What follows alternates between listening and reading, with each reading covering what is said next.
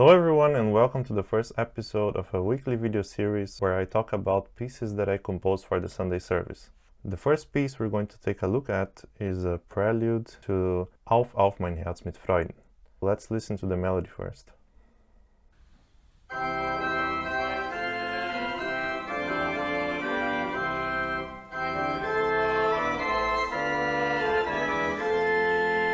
That's the part that's used in the prelude, which was played before the singing, but I didn't really like how I played in the service, so I made another recording. Let's take a listen.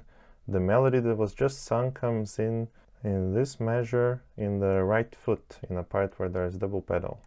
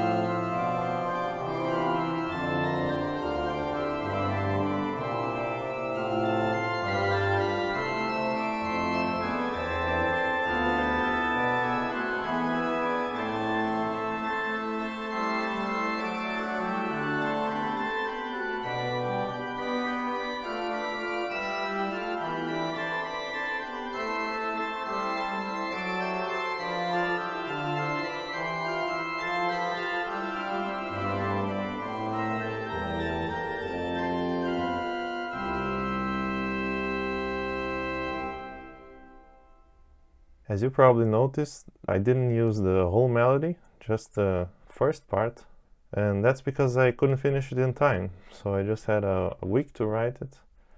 Here's a translation of the text, which means, "Arise, arise, my heart, with joy take notice of what happens today."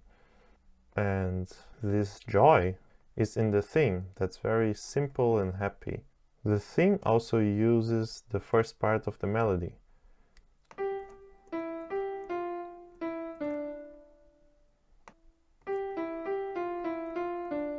Which is something that Bach does all the time when writing chorale preludes. So after the first cadence, we have a transition to G major.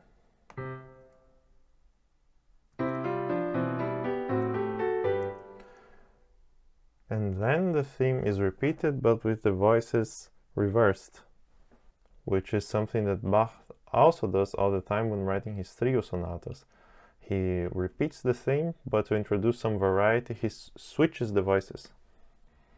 Then we have a little sequence which starts in D minor,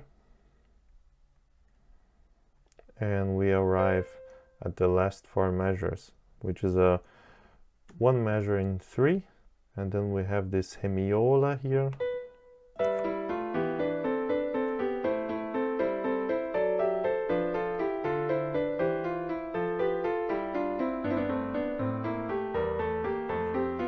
And the theme comes in.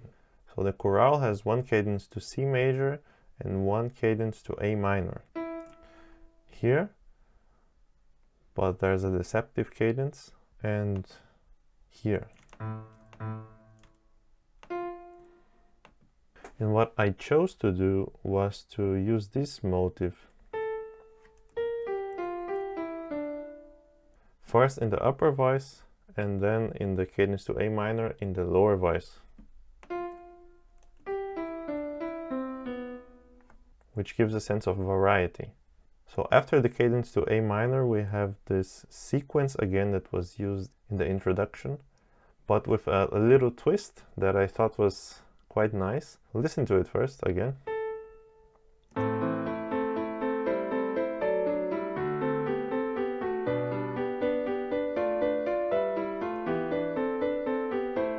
What I did was I turned a a descending sequence into an ascending sequence. So the sequence normally sounded like this.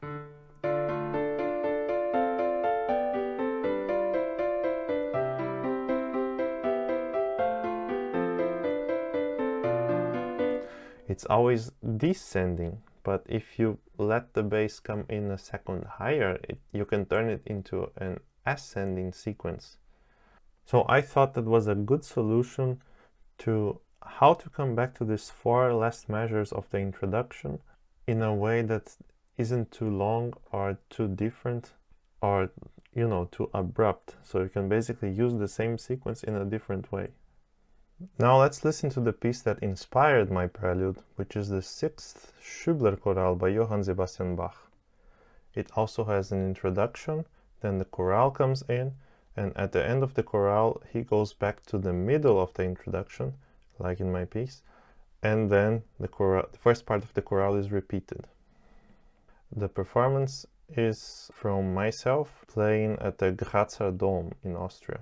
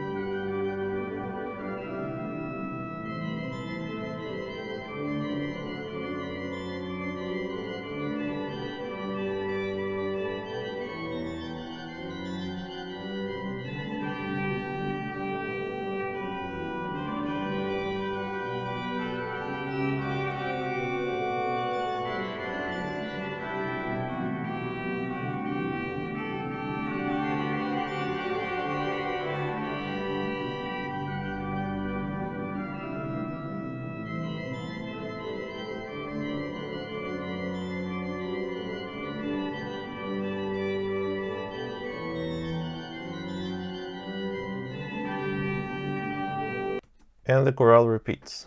So same thing here. Introduction, then chorale comes in, and at the end of the chorale it goes back to the middle of the introduction. Then there's the repeat of the chorale. So really nice form that you can use, so that when you have the middle part after the first part of the chorale, you don't have to go all the way back to the beginning. You can just start in the middle. So that's a very nice idea from Bach. So now let's take a look at the harmonization. I have a little translation from the text here. Let's listen to it.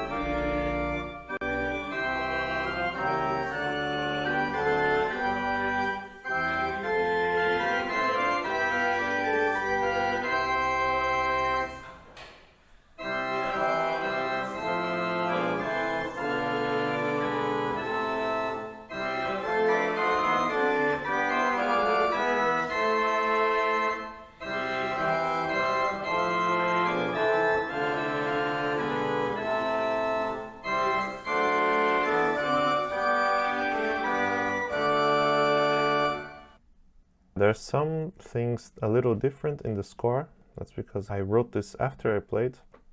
So let me show you how I try to make the harmony reflect the meaning of the text.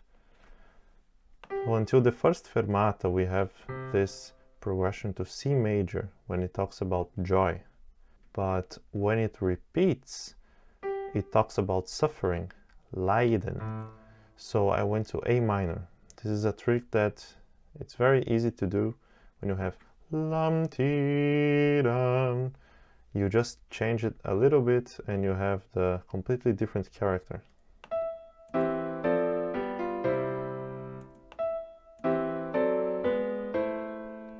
very easy because the first two chords are basically the same. And you just need to make it go to G sharp, and then you can go to A minor. And there are different ways to do this. In my example, I actually made the alto go, or I don't know if it was the alto, let me see. The tenor in this case. Even to this la da ti shows the suffering even more. There's a kind of pathetic flat 6 to the 5th in minor, then with the repeated notes. I think it really makes sense with the text. So you would just have to change the B here to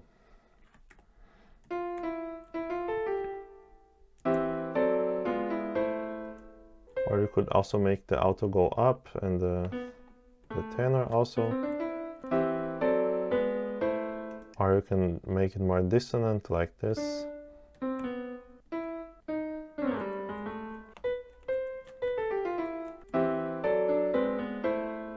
Anyway, in the second fermata, nimm wahr, was heut geschieht, which means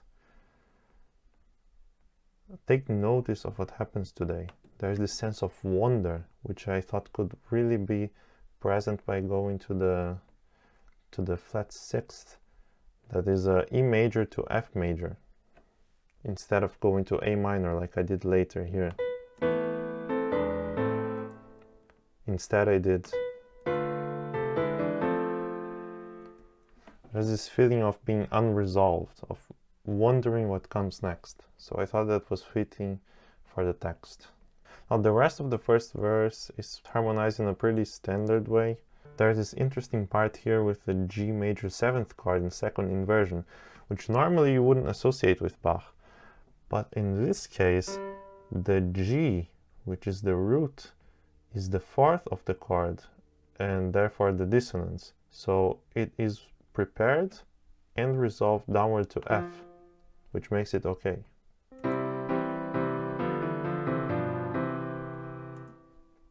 Then towards the end of the first verse, we have this 3rd degree E minor in first inversion.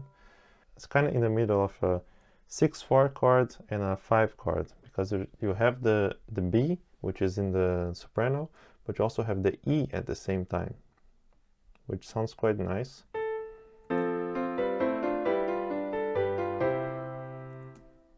Then we have the part with the melody in the tenor, in the trumpet 8 foot in the pedal. So the text here talks about he was lowered into the grave. So the melody goes down, and also when it goes tam ti da, it doesn't go to C major, it goes to A minor because it's a sad text, and the other voices are also pretty low. And now this part, I really liked how it turned out. Der Feind trieb groß Geschrei. The enemy made a great uproar. And then we have this very jumpy, angry bass line and some diminished chords, like, and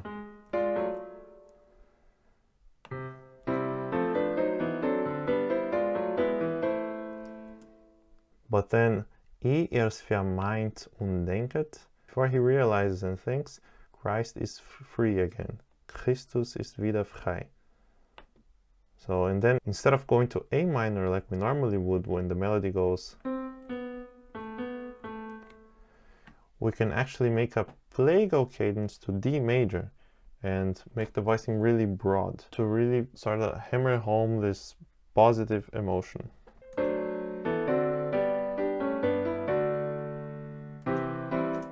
So with all of this in mind, let's listen again to the same harmonization, and I'll leave the translation up on the screen.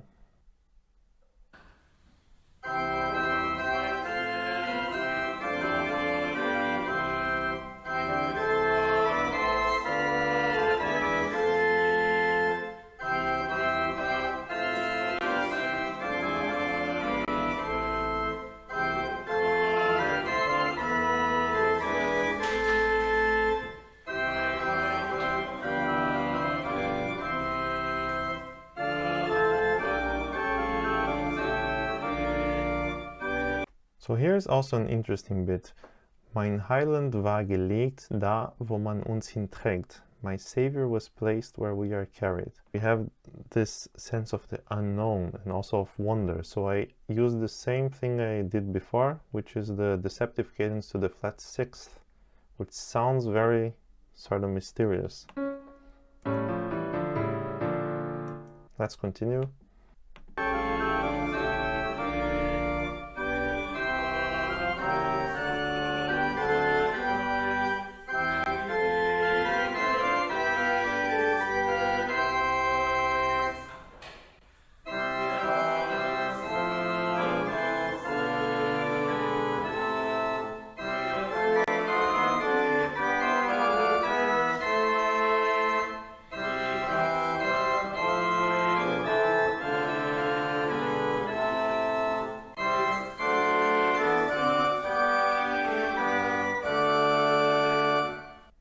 By the way, I wanted to harmonize that last piece to the end, but I couldn't because of time. So hopefully I'll get faster in the future as I do this over and over again. Anyway, so the third piece, Vater unser im Himmelreich, that's the Our Father in Heaven, which is a hymn by Martin Luther. What I did was basically write a bunch of crazy chromatic chords that sound really interesting when you have this uneven temperament that this organ has. Here's the melody, and in my prelude the melody is in the soprano but with a bunch of chromatic notes added, but you can still recognize it. So let's listen to it.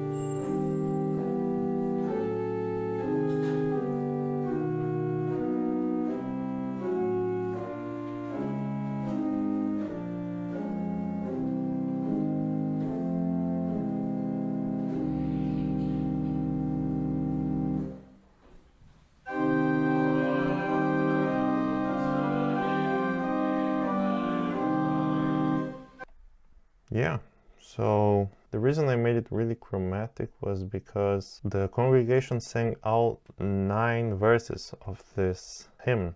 And in the end, the pastor and I decided that I should play a piece, and I chose to play the 37th variation by Johann Ulrich Steigleder on this melody, which is very chromatic.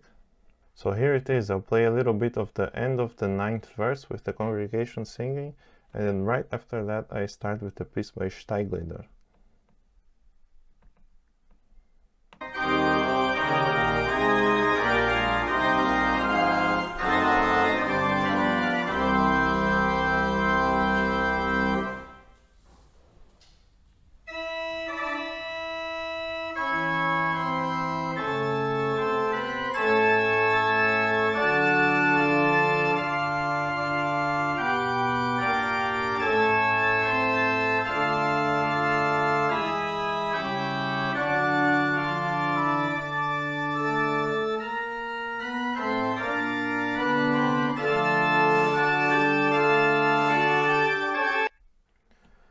So that was it. I hope you found this interesting, and see you next time.